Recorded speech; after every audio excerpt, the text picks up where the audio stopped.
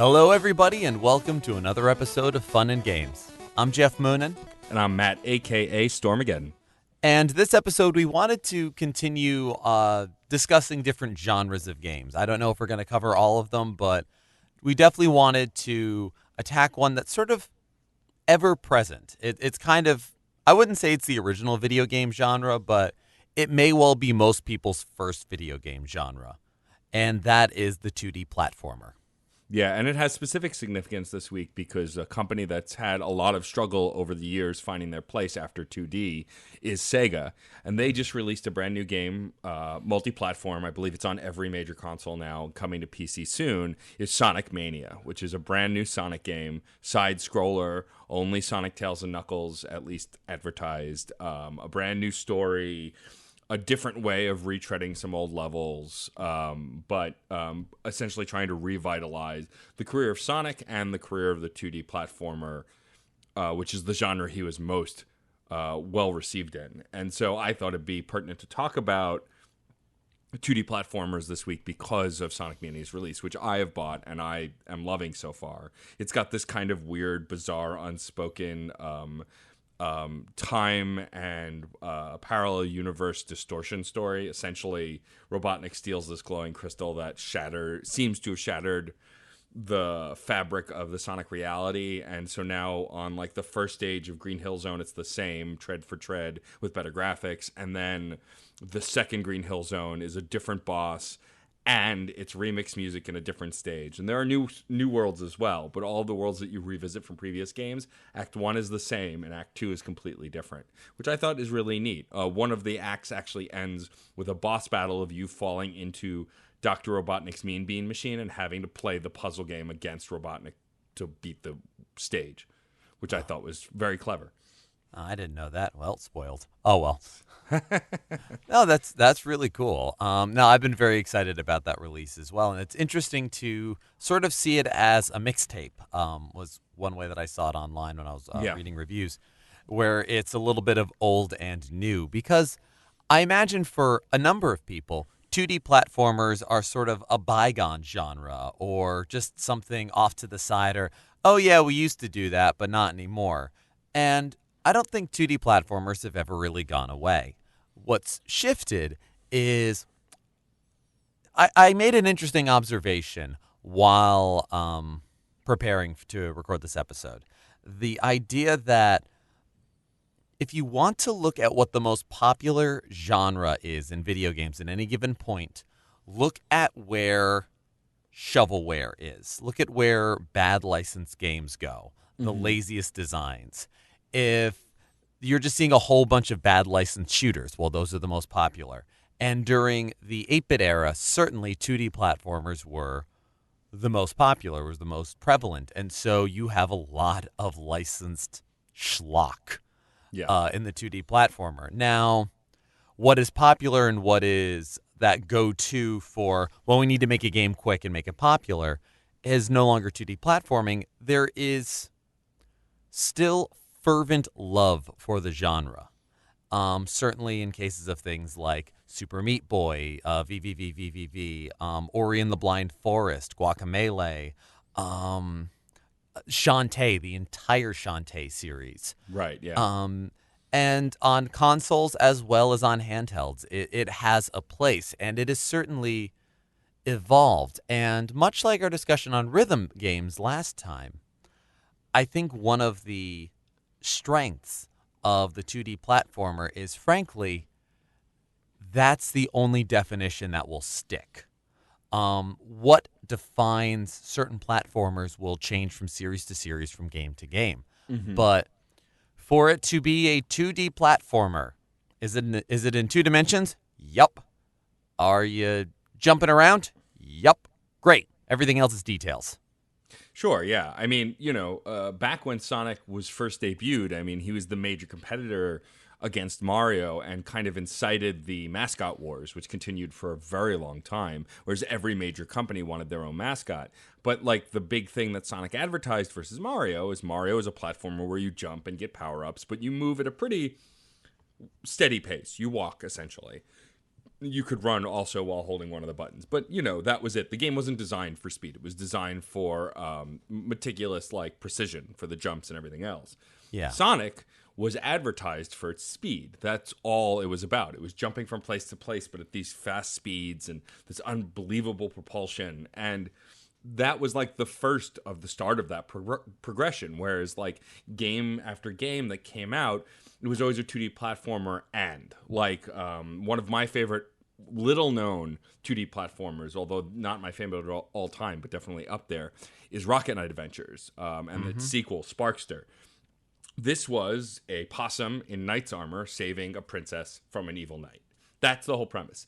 But the catch was you had a tail, you had a sword, and you had a rocket pack. And so a lot of the stages were based on those abilities and gave you a momentum that wasn't like Sonic, it wasn't like Mario, but it was still a 2D platformer. And I think all of that speaks to what makes different series successful for a 2D platformer. Certainly, scrolling 2D platformers of yesterday and today is almost in a sense, their rhythm. Yeah. The idea that Mario can be fast. I mean, anybody who's watched a Mario speed run, whether tool assisted or otherwise, the game has speed to it. It has momentum, but it's more a sense of it almost doesn't even feel like a sprint. It's just kind of like a steady flow. It's a bit of a wind current. Whereas something like Sonic is, just as you said, it's explosive. It is quick start, off you go. Few people, once the spin dash was introduced, just starts running and picks up speed. You spin dash, you need that revving up sound with the off you go. It's explosive. You bounce, you bounce, you bounce, you stop, you rev up, you explode, you go in bursts. Another one that I think of is Donkey Kong Country, which is somewhere in between. If I had to pick a word for its rhythm and its momentum, I would say it's ballistic. Yeah. Where Sonic, definitely you roll up and you run. Now you can roll up and run when you start off or when you go through small areas, but for the most part, he's running on his feet and off he goes. Donkey Kong, Diddy Kong, Dixie Kong, Kiddy Kong, all the Kongs. They can roll. They can do an attack mid-run. They can bounce and pick up momentum. They shoot out of cannons. It is the steady movement of a Mario game with bursts, explosions, and sprints and destruction, really, of a Sonic game. Well, yeah, the Donkey Kong Country is one of those games where the word that pops into my head is impact, because all of the collision effects in Donkey Kong Country series always had weight. Like when you jump on a Kong and he goes flying off the screen, or when you beat one of those bosses, there's a weight to the way Donkey Kong lands or Diddy Kong cartwheels that I never really think I felt in any other early 2D platformers that scrolled sideways. Mario had it a little bit and got it more later by Super Mario World and stuff. But Donkey Kong kind of prided itself on this impact and momentum, breaking walls and killing enemies and breaking barrels. Yeah, and I think Mario has more of a bounce rather than an impact. While you can still gain height off of an enemy in Donkey Kong Country, even all the way up to Tropical Freeze, you gain height by bouncing off of them, and that's one of those assumed mechanics of platformers these days. Yeah. Mario has far more of a bounce. When you take Mario out of platforming and you put him in an RPG or anywhere else, his noted feature is jumping. Yeah. Where Sonic, his is running. Yeah. Donkey Kong's more for his strength. Now, these are just 3 series. They're long runners, so they've had a lot of iterations, so it's a lot easier to look at them and kind of find the crossover pieces and break it down to its component parts. But there's plenty of other successful single games that have the same idea. Although now that I'm thinking about it, like with the Rocket Knights example, probably one of my favorite parts about platform games is probably something similar to what I love about rhythm games. The plot doesn't have to matter. It can.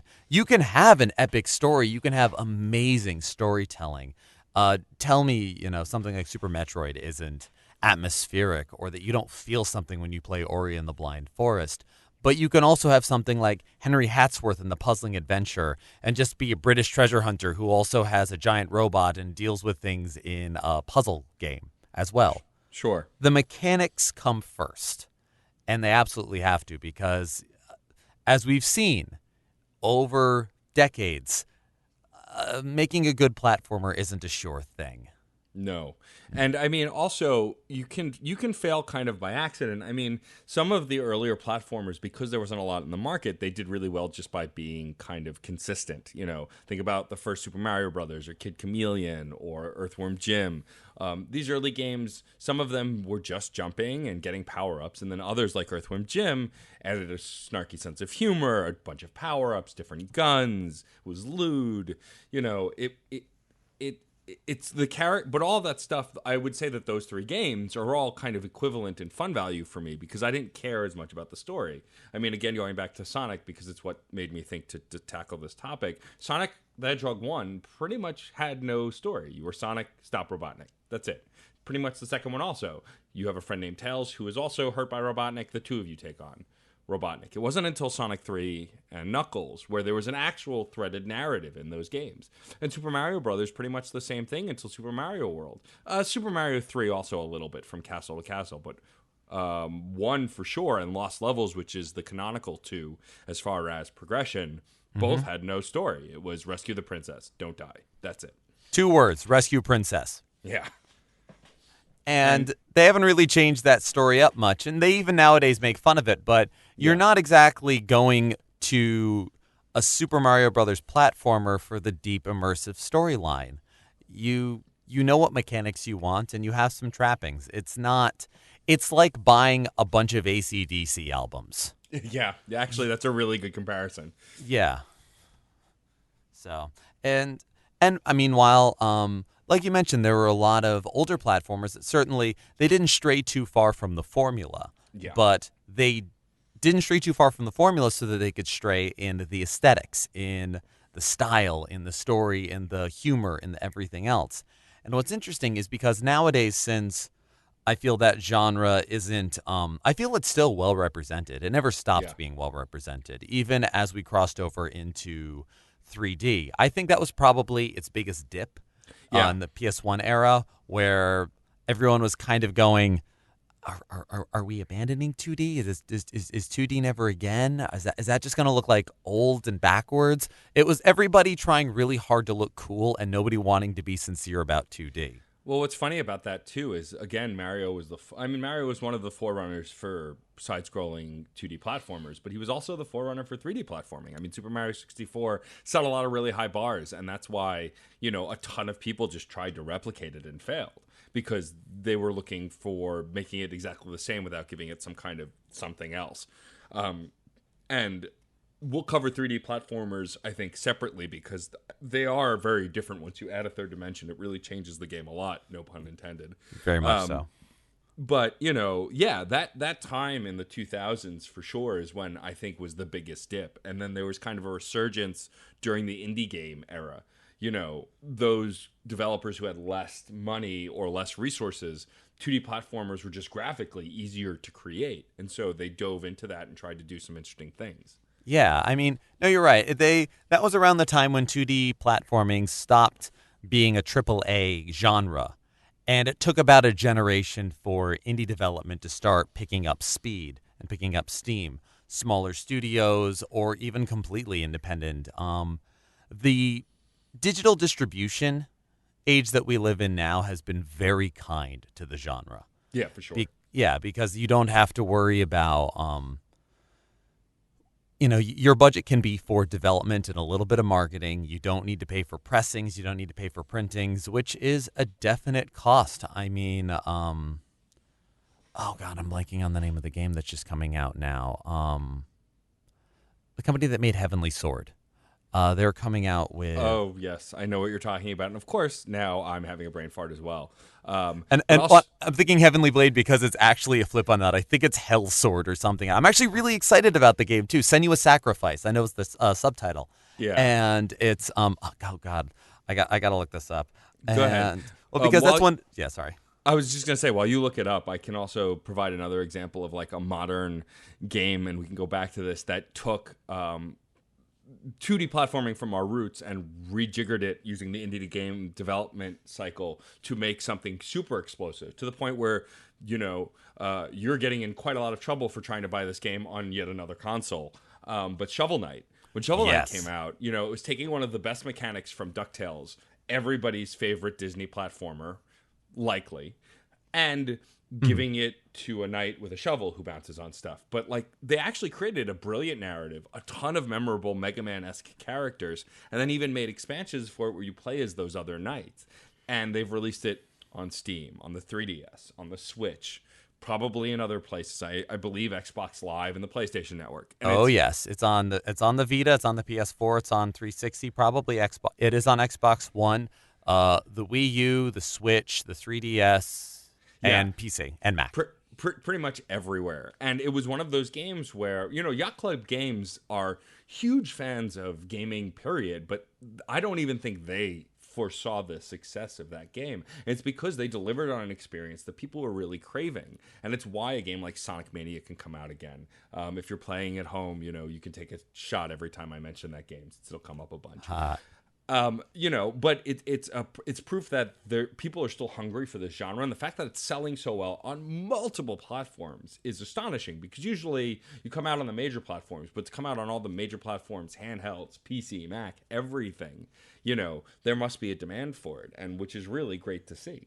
Yeah, and Shovel Knight definitely trades a little on nostalgia value. And Yes. they do a great job of making something that seems like it would work on an NES, but as has been proven on YouTube, as I've mentioned in this podcast, it is actually too advanced of a game for an NES. It may work on an SNES, I'm not sure, but it still is a solid game. And not only that, they've made multiple campaigns with different characters. Yeah. Now, while the level design is a good deal different with Spectre of Torment, the Spectre Knight campaign, the most recent one released, Plague of Shadows and Shovel of Hope, the first two, are pretty identical in level design, but the characters play very differently. And it's an excellent case study in that idea of rhythm, of your motion, of your platforming, of your character dictating the kind of game and the success of your platformer. So in a sense, they really have created three good platforming games that for the price of one. Whereas Shovel Knight is fairly straightforward, has a closer feeling to, well, yeah, DuckTales, which is even slower than Mario. But because it is a little bit of an exploring where the goal is not get to the end of the level. It is get to the end of the level, but the big draw is the treasure. Yeah. There's no high score in Mario Brothers. There's no achievement beyond beat the game. Right. So the point is get to the end of the game before time runs out.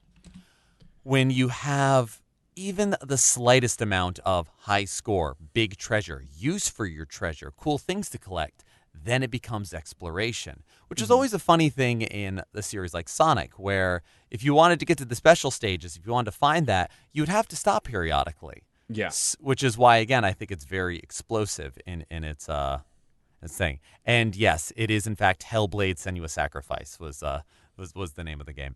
But that's just was an example of the fact that now that games can be released digitally nowadays, you can have small studio stuff. You can have one-person teams, five-person teams, small budgets, big budgets.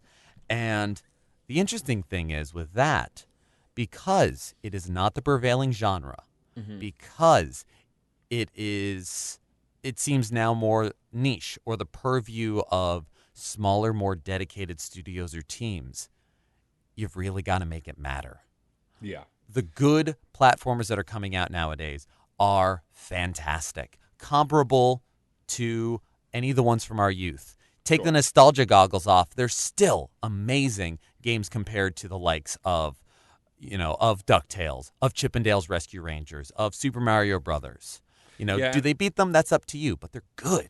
And I'd be remiss if I didn't mention, we did talk about how there was a bit of a lull when 3D platformers came out. But at that time, while the main consoles, your Xboxes and major Nintendo and PlayStation consoles were focusing on 3D, there were consoles that continued to carry the torch of the 2D platformer, which is why it never really died. The Game Boy Advance, the DS, 3DS, the PlayStation Vita, all of the portable systems continued to make them. In fact, some of Sonic's best games post-Sonic Adventure were the Sonic Rush titles and the Sonic Advance titles. Yes, you look at a lot of top 10 lists of platformers, they'll still say Sonic Advance 3 in particular. Yeah. And that's really interesting to me. And same with like Mario Brothers. New Super Mario Brothers was this huge hit because it was this idea we're returning to our roots. Mario has always been wildly successful in 3D, except for Mario Sunshine, but we're not going there. And it's because they pervade and essentially launched the 3D genre of platformer, but they also continued to make smaller 2D games like Wario Land and Super Mario Land, and all of those games kind of consisted and continued.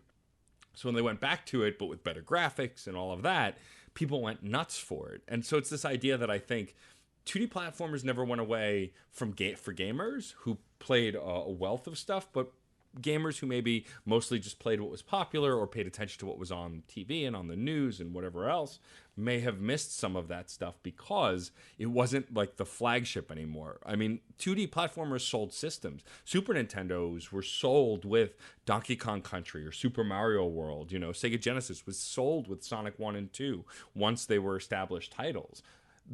They were the launch game, whereas that shifted for the PlayStation generation and on, where 3D platformers and beat-em-ups and RPGs were kind of the launch titles of that generation because you could have more realistic graphics, whereas 2D is less graphically intensive, so you can kind of put it anywhere, which is why I think it continues to resurge and thrive, because now indie developers and flagship developers are realizing that just the slightest polish and artistic brilliance can bring out of a 2D platformer, which would cost a lot more in any other kind of genre. Agreed. And it's an interesting thing to think of 2D platformers as necessarily artistically, or at least visually artistically, simpler.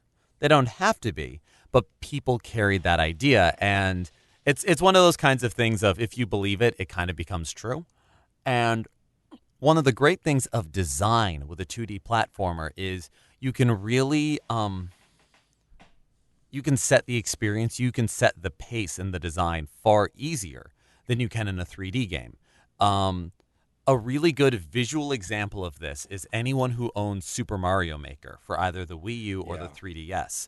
A wonderful feature of it. I absolutely adore that game. I still play it all the time. It hasn't left my rotation. There's a great video that references Super Mario Maker by the game theorists about how much variation is in that game, and that it would take more time than this Earth will survive probably to create every specific version of a level in that game because there's so many options. I'm paraphrasing, but go check it out. It's on Game Theory. It's about how many different levels you can make in Super Mario Maker. It's really great. Yeah, and it has some great tools in creation. And one of my favorites is a certain genre of level that came out of Super Mario Maker are automatic levels. Yeah, that they play themselves. Yes, you don't even have to touch a thing. Now, you think like, oh my goodness, how do they like time that all out? While there is a vast amount of design and brilliance that goes into these things, something that helps a great deal is as you're designing the level, you play a little bit of it, you pause your creation, and it will show you the trail that Mario has. In following the physics, you see where he's going to land. If you go full force and it launches off here, so you put a platform there, you put a spring there. All right, great, he goes this way. Now where's he going to land? All right, pause, watch the trail, do that. You can curate the experience a little better. Aaron Hansen, Ego Raptor, does a great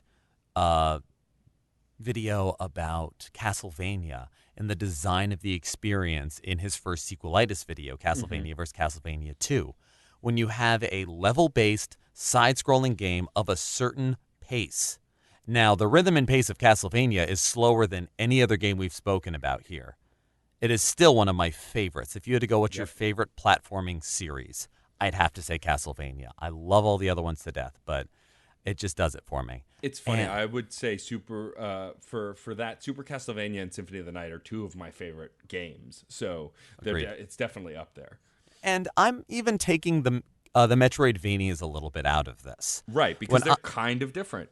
Yeah, they are 2D platformers, but much like how the rhythm game genre, is one that you can take essential pieces and just slap it onto slather that sauce onto any other genre and you change it up a little bit.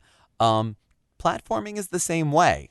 You can have a lot of different 2D kind of games. You can have a single screen platformer. You can have a single screen action. You can have a scrolling platformer, vertical, horizontal, any old which way. You can have Metroidvania style stuff where it is a 2D platformer, but it's enclosed. But in this discussion, I'm thinking mostly of goal-oriented levels, Sure. whether it's Shovel Knight, whether it's Adventure Island, or whatever.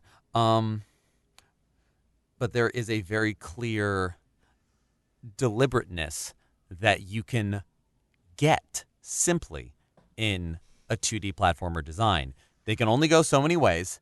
You've got your physics already figured out at that point. You know, where are they going to land? How are they going to go? Where can I put a hazard to really screw you over? Anybody that has ever played the first Ninja Gaiden game can agree with me when I say birds are jerks. Yes. The two, I think the two like stalwarts standbys of NES era design.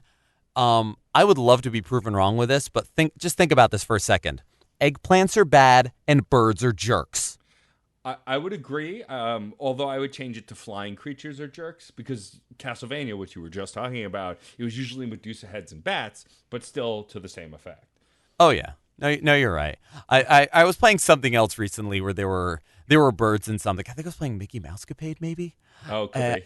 Yeah, and it was just like birds are jerks, but. Yeah. Going back a little bit, though, to you talking about Mario Maker, also, something really important, I think, to talk about here is how a game like that is going to birth a brand new generation of junior game designers who will then go into that field. I mean, think about accessibility. You know, RPG Maker has been a thing that's been around forever, and they've ranged from terrible to really great, and you can do some really cool stuff with them.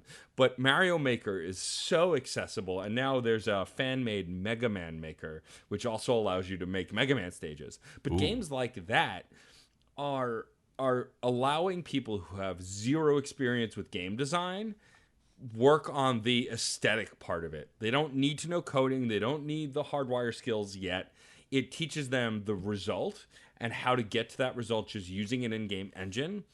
And that's something that I think is truly, truly valuable. And we're going to see in the next 10 to 15 years, I think, amazing side-scrolling games. Like the auto-scroller thing that you were talking about. Like imagine a game where the whole game is an auto-scroller, but you have to worry about something else instead because your character is moving on its own. But it's still a 2D platformer. Like things like that are really fascinating to me. And Mario Maker made that super accessible for really young kids to really older adults.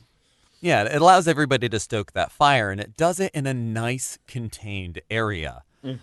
Because I feel, and I know a lot of people feel, that some of the most creative ideas come from restrictions. And having almost 2D platformer in a sense, and certainly for a period of time, and probably a little bit now, is kind of the like bland of a starting point for a genre. It's the buzz cut white guy space marine of design, where it's there, and yes, it's a choice, but now what?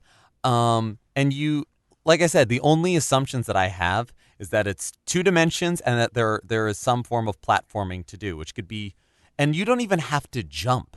Yeah. Because a lot of the great designs that have come about result in twisting an already existing idea. Bionic Commando, you don't jump. How do you not jump in a platformer? Well, you got this bionic arm. VVVVVV, you don't jump. You switch gravity, which seems endlessly more complicated, but it is and it isn't, and it opens up a whole new design paradigm, and they design entirely around one simple change. Now, we could probably fill up hours and hours of examples and commentary on the idea of one simple change to a genre. Examples like Ikaruga for the shooter genre, et cetera, et cetera. But a lot, I think that is very pertinent to modern 2D platformer design. What is the one piece? You know, what hill will I die on here? Super Meat Boy is an example of a 2D platformer that is merciless. It has very careful design because it is very, very hard. And it is meant to be. It is meant to be grueling, challenging. It gives you infinite lives. You don't need a cheat for that. That's part of the design. The point is to get to the end, like many others. But it's Yeah. not before game over. It's before you quit. Yeah. And Well, yeah, I was just going to say, and in the vein of that, there have been other games that have taken 2D platforming and stripped it of all its options. I mean, look at a game like Limbo, which is essentially a 2D platformer puzzle game that has one of the strongest narratives I've ever seen in a game with pretty much no dialogue.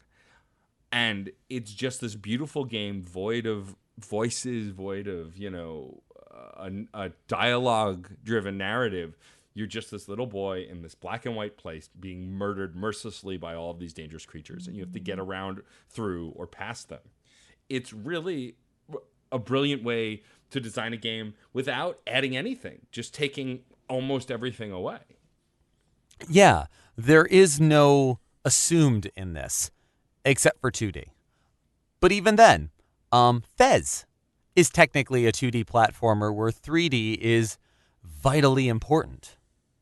I mean, one could even argue something like Super Paper Mario is a 2D platformer that is also 3D. Right. And no amount of this can be assumed. And I think that's one of the joys of the genre being around for so long, having had a massive popularity, almost a necessary popularity. That's what we had. That's what we could design. That's what everybody sort of went with. And then falling off, and it's like, all right, well, if you're going to sell me on this 2D platformer business, it better be really good. It's selling disco in the 80s. This really better matter. And so it's almost been around for so long that it's probably, I'm struggling to find a term here, but because I don't think there is one. But it's the idea of one of the reasons why we started this podcast was gaming as a genre lacks a certain identity, or Yeah. as a medium, really, and not the identity of a gamer, but an idea of anything can be anything. The sort of books, anything can be anything. Movies, anything can be anything. Games don't have that yet, and I feel 2D platformers are kind of one of the first opened, free, unchained genres where a horror book can be anything, Right. but when you talk about a video game, you have the storytelling, the narrative, as well as the gameplay experience, the meta, the personal narrative. And that's something we've discussed. But this is, I think, the first genre outside of something like a puzzle game, which it has its foot too far readily into more analog things. But as a video game thing, it's the first one that's unmoored by easy assumptions. Yeah, I would agree completely. I mean, for me, I think the thing that's really magical about 2D platforming games is that, like you said, they have a lack of restrictions. So even as far as genre goes, or as far as like narrative goes, like you can literally do anything. You could do a sci-fi side scroller. You could do a war based side scroller. You can do an alien invasion side scroller. You can do a robot side scroller. You can do fast, you can do slow, you But can do high, low, big motions, small motions, a single level 1,000 times, 1,000 levels once. yeah, I mean, even like I remember when Braid first came out, and there was this idea of a time control platformer. I'm like, well, what does that mean? And the idea that you solve puzzles by reversing and speeding up time is ridiculous, and was brilliant, and was hailed for it. I think that I always will return to that genre because I'm rarely unsatisfied with something of quality. And I think the bar is maybe a little lower to reach quality because there's less things to get in your way, because it's a very open starting point. I mean, the minute you say first person shooter, you already get a ton of thoughts and preconceptions and assumptions, probably about war, probably some white guy, probably a guy with a gun. But with 2D platformer, I mean, for me, the first thing I think of with 2D platformer is affected by my favorite 2D platformer of all time, which we'll get to in a little bit. Whereas someone who has zero experience with 2D platformers, or someone who has only moderate media experience, may just assume some of the big three or four. But other than that, it leaves it pretty open. Yeah, I mean, our assumptions are always going to be our assumptions, and that's not just limited to video games, but it's a little less of, the old headline, "Bam Pow, comics aren't just for kids." Right. Any of that, 2D platformers have been around long enough that the people who were infants when when it first happened are thinking, reasoning, opinion filled adults now. The genre has been around long enough that you've seen the highest and lowest of crazy budget design, hi-fi, lo-fi, orchestral soundtrack, beeps and boops, no soundtrack. Yeah. That it's you have to like put something really big there. You got to put a big stone in the way of first-person shooters or simulation games or any of these sort of games that it's like, oh, you mean it's not like this? Oh, it's not like this? Oh, it's not like this. Platformer. It's like, here's my concept. There's fewer preconceived notions to disabuse somebody of. Yeah. Everybody has their preconceived notions, but I feel most folks will pretty readily put them down as like, is it anything like this? No? Okay, cool. It's on my shelf. All right. I'm a blank page. Tell me what's up. Right. Well, because I think the preconceptions of platformers come from, and we'll cover this more when we do 3D platformers, but I think it comes from the source material if it's based on an existing franchise. Like a lot of Yes. people will turn their nose up maybe at another Mario game or another Sonic game or whatever because if they're doing the same thing they've done before, it's like, well, what's different? I know this whole rigmarole and I can predict it from beginning to end. And when they change that up and add minor differences and changes and things that can engage the player, you get over that hump more easily. I think it's more focused in 2D platformers where you're building from. So when you get something like Shovel Knight, which was pretty much completely original, definitely inspired by classic games, but definitely an original concept and idea, Yes. you're just kind of like, okay, tell me more, because you have no conceived notions already. Yeah, and because a lot of platformers can have story, but don't necessarily have to have story, but are still very much an ongoing gaming experience. You don't have to have a single lick of story in a game, but you still want to see the next level. You're not turning the page necessarily because you need to know what happens next to these characters. You want to know what happens next to you in your gaming experience. You don't. I don't know many people that play Mario platformers for the story. Yeah. You'd be like, "Oh, is he saving the princess again?" Yeah, well, that's tired. How are the levels? Freaking amazing. Yeah. I mean, you have to think like the reason Mario Galaxy 1 and 2 were successful was not because it was another Mario game and Mario saving the princess. It's because he was in space and they were taking 3D to the next level by giving you this circle to run around on essentially and just upping the graphics more. And sometimes that's enough for people. Sometimes it's not, and that's fair too. But like for me, the reason I'm excited about just to tease 3D platforming. The reason I'm excited about Mario Odyssey is because it looks and feels a lot like previous 3D Mario games, but with a new combat gimmick and graphics unseen before for Mario. And so I'm excited to see what that's like. Yeah, no, and something I would love to tackle in a future episode is the idea of when do elements of a genre or certainly a game series become points of familiarity and lexicon, and when do they become tired rehashes? Because one Yeah. of the joys of Mario is you can put him and his retinue and all of his iconography in just about any genre, and something will get Mario-ified in a way. And that's not necessarily a bad thing. And Right. at what point does it just become, can we have something besides saving the princess already? Can just anything, Right. anything. It's a complaint a lot about Zelda and Mario especially. People who are not fanboys of Nintendo, like I admittedly am.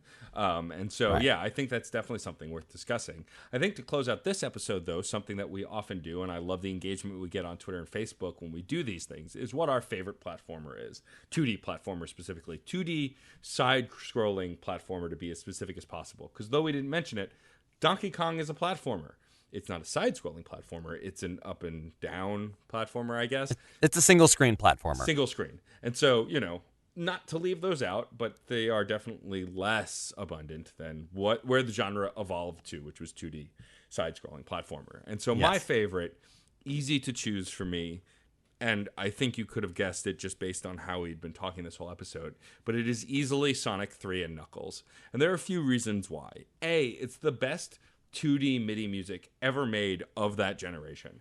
There's no music quite like it. And the rumors of Michael Jackson having worked on that game, as far as I know, are true. And you can definitely hear the pop influence in those tracks. So that's hands down one. Two, it introduces my favorite side-scrolling character of all time, which is Knuckles. But three, I think, is what's fascinating about that game is that it spawned a design that never really happened that much after it. But because they couldn't fit everything onto Sonic 3 that they wanted to, because Sonic 3 and Knuckles was supposed to be one game, because they ran out of room, they released Sonic 3, then they released Sonic and Knuckles, and if you put the cartridges together in the system, stacked, you got the full game and the full experience, which was so cool to me as a little kid because I had never heard of anything like that before.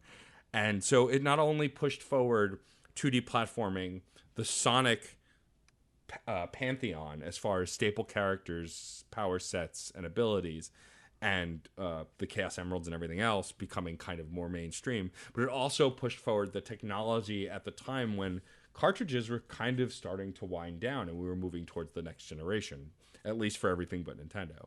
And so that game to me represents what I love in an ideal 2D platformer side-scroller, and it's why I'm so hyped for Sonic Mania, Take a Drink, is because it reminds me of those days when Sonic was innovating. And that's what I think the series has missed most. Besides being in weird genres and based on cartoons and whatever else, it's missing the innovation. And that's what Sonic Mania promises, though I haven't gotten that far in it, and what Sonic 3 and Knuckles did, which is why it's my favorite 2D side-scrolling platformer of all time. Nice. And I think it's interesting because, yeah, cartridges were sort of on the way out. And I think that's why we didn't get more instances of the RET cartridge. Which I thought was a really brilliant idea and way to do it. It's very cool, yeah. But I'm not sure how much design would have to go into that or how much everything else. I am not a programmer, so I don't know. It's a great what if, though. Yeah. I mean, stuff like Game Genie exists. I suppose this is out there. Yeah. But all right. Well, I definitely have some like top picks. Like the original Castlevania is a favorite. Mm-hmm. And I mean, I have fond childhood memories of Contra. The amount of 2D platformers that I've played, I could probably sit here and if you gave me 20 minutes, I could rattle off all of them. But I'm going to mention a series that we have not mentioned at all in this episode as my top pick. And it's a game that I've never actually beaten this game all by myself. I handed it off back and forth with a friend, and that is Oddworld: Abe's Exodus. Ah, yes. That game, it feels like a whole different world for me. And I have played Abe's Odyssey. I played Abe's Exodus first, so that definitely puts points towards it in my book. And it was, an expansion on Abe's Odyssey in every way. I've beaten Abe's Odyssey. Exodus, it's because I want to save all 300 Mudokons, so that's the thing. Can I just get through the whole game? Probably. But I want to save them all. And it's a platformer. It's a puzzler. It is a game that certainly in a time, the PS1 era, that was like run and gun and big shotguns and explosions and blood. This was, you were a janitor at a meat factory, at a slaughterhouse, and you couldn't fight anybody. And you had to talk to your fellow man, your fellow Mudokon, to save them. I loved the chat system. As you might imagine, I'm a fan of voice acting. Yes. And the amount of time that I used to sit at the menu when I first had it on PC and then got it for PS1, sitting there just playing with Abe. Hello, follow me. Hello. And just like goof off on that. And then finally play the dang game. But all the puzzles you had to solve, the living, breathing, strange world that it was. And sometimes it was very slow, very methodical. And the amount of secrets you needed to find and the satisfaction when you got to save those 2 Mudokons that you've been trying for the last 15 minutes to save. It was a game that definitely benefited from a quick save. Yes. And all versions of it had that, thank goodness. And I actually haven't had a chance to go through any of the new and tasty versions of Oddworld, but it's a series that I have a great amount of love for. And again, like taking Metroidvanias out of the loop and like just going by our definition today, I would say Oddworld Abe's Exodus is probably my favorite And that 2D platformer. and that's the kind of the great thing I think that helps kind of finalize our point about the 2D side-scrolling platformer is that there's just such a huge amount of them and varieties. Like I tried looking up a definitive list online, and I'm sure there is one, but everything was like the top 25, the top 50, because there's just so many of them. But yeah, I mean, Abe is a great example of a later gen console hero because he was doing those games were doing 2D side scrolling at a time where a lot of people were not, and they still persisted and were successful. So, that's definitely a great one to bring up. I think that as a whole, 2D platformers stick with us maybe out of a base of nostalgia at its core. But I think, again, like we'd said earlier, the longevity is definitely based on the malleable nature of it. And it's why so many people have so many definitive favorites of that genre. Yes, it is definitely a genre that if you gave it the phrase evolve or die, it has evolved. It is unquestionably evolved and will continue to evolve. It looks back, it looks forward, it looks sideways, it looks everywhere. And Sonic Mania is, yes, definitely a great example of looking back to look forward. Sega's tried that multiple times. There was Sonic the Hedgehog 4, Episode 1. There was a couple of little attempts here and there. But I feel like Sonic Mania is, and it's also a matter of it went to the fans. Yeah. Like the bulk and the leadership of the design team are, fans that came up and that were making their own Sonic levels and had been fiddling and playing and worked with it all and just went, but this is what we feel works with Sonic. We're not going by market research or anything else. This is just what we feel works. And then Sega went, yeah, okay. Yeah, the giving the power to the fans, like we're talking about with Mario Maker. Like I think that's really the future of this genre of repeating at least previous existing franchises is let the people who've been playing them for decades design them. Well, and that is, I feel, an evolution of a design dialogue. Sure. It's not necessarily sending a poll out and us saying what we like. It's it going out and then fans making their own thing and sending it back. It's the joys of fan fiction, fan art, fan games. People look down on that stuff. And yes, there's bad examples of it. There's bad examples of commercially made things. So look who's talking. But it's that matter of a dialogue. If this goes out and then it comes back, it echoes back. And if you take what then comes back and push that back out again and then get a response to, how can you do anything but evolve? The arena for it may not be as big or as high as it might have been, and it may yet again. But it never goes away if we continue to evolve, if we continue to question. And I remain ever optimistic and excited about the next great 2D platformer. Agreed. So I think I think that about does it. Yeah, I feel like we could probably talk for the next 3 days about this topic. Oh, yeah. And a lot of it would be just like, oh, man, do you remember that? Oh, totally. And we try as hard as we can to put a lid on that. But And I promise you, I'll probably think of like 5 other platformers I wanted to mention. So keep an eye out on the comments on our Libsyn page or on Facebook for that. But of course, as always, we turn it to you, loyal listener, all one of you for sure, if not more. Let us know in the comments on the internet somewhere, Twitter, Facebook, email, Libsyn, wherever, what your favorite 2D platformers were and why. Or just suggest some obscure ones that maybe we've never heard of that we should try that are easily accessible. We'd love to hear it. Please, of course, follow us everywhere on the internet where you can find Fun and Games Pod. We love doing this for each other, but we also love doing it for you guys. So thank you for listening, and definitely keep the conversation about gaming going. Thank you so much, everybody, once again for listening. We look forward to continuing the conversation. I'm Geoff Moonen. And I'm Matt, a.k.a. Stormageddon. And happy gaming.